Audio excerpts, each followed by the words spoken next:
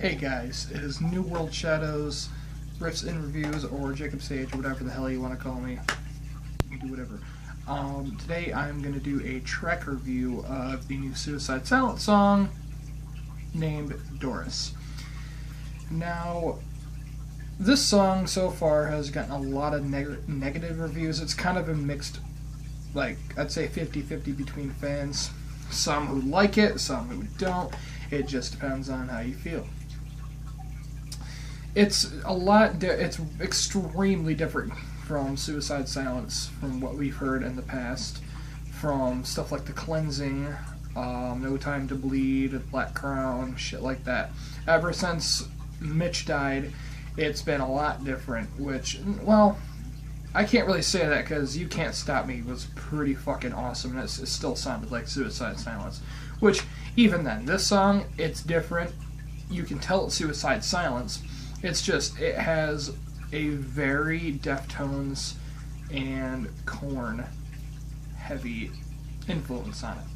You know, you have screams like Chino from Deftones. You have clean vocals on this one too, which is very strange for Suicide Silence, but, you know, to each their own.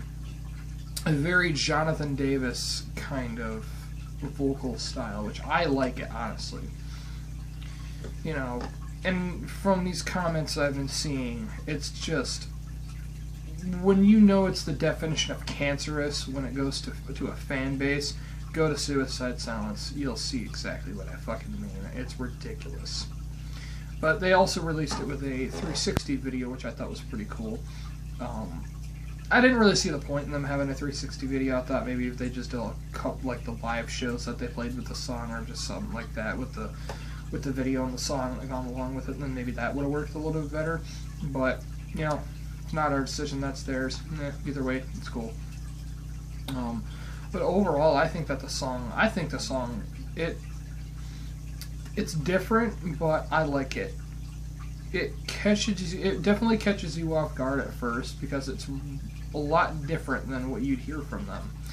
You know, it has clean vocals, it has kind of like a whammy bar with a little bit of a solo in the beginning, which is a little different, but that was pretty cool.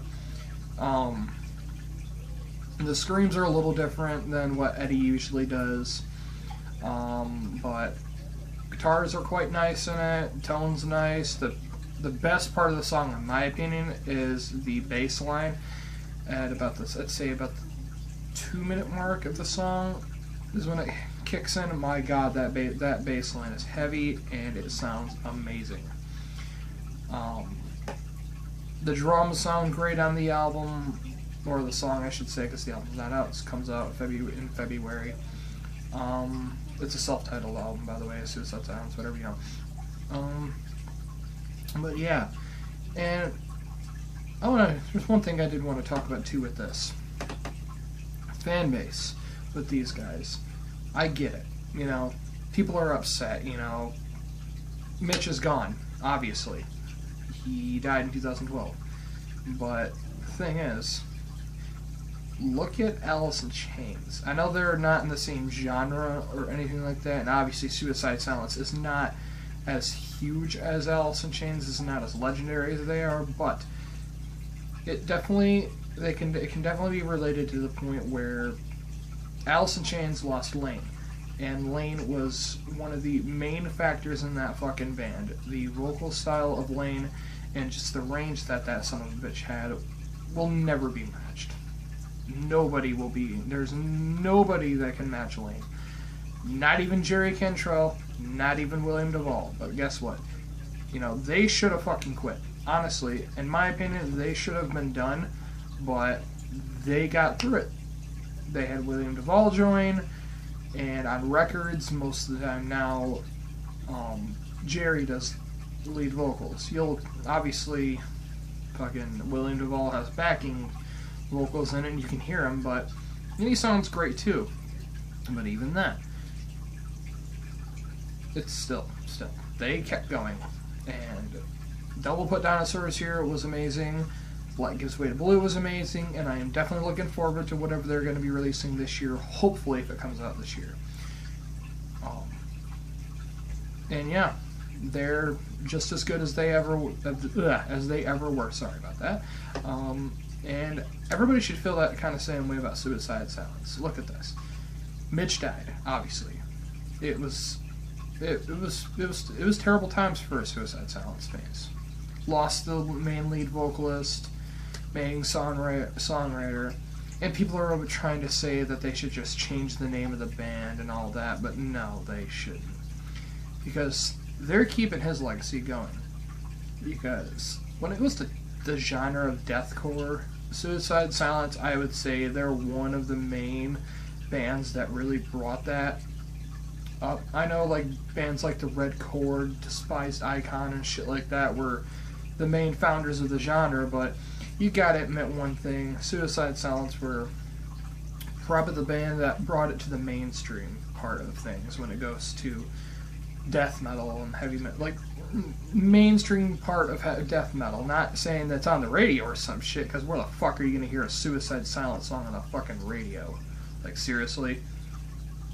Yeah, I don't think so. But you know what I mean. But yeah, they're just going to keep his legacy going, and I like what they're doing, because, you know, Whitechapel did it on Mark of the Blade. They did clean vocals. Phil Bozeman did a fucking phenomenal job, and Bring Me Home is probably one of their best songs ever. Probably my favorite song ever, somehow beating This Is Exile, but I don't know. Bands change, and they evolve over time. Sounds change, music changes, everything changes. They mature, they get older, they want to do something different. If that's the case for Suicide Silence, that is completely fine. Look at Bring Me the Horizon 2. Their very first album was a very deathcore album. Look at them now. More in the heavy metal, the metalcore scene, obviously. Kind of hardcore scene too. But they're doing good too. And there's nothing wrong with that. Change should always be a thing that can happen. There should never be one band that just sticks to the same thing all the time. The only other band I can think of that does that is Five Finger Death Punch, and that's why Gat Your Six was not that good of an album, because it just sounds like every other Five Finger Death Punch album.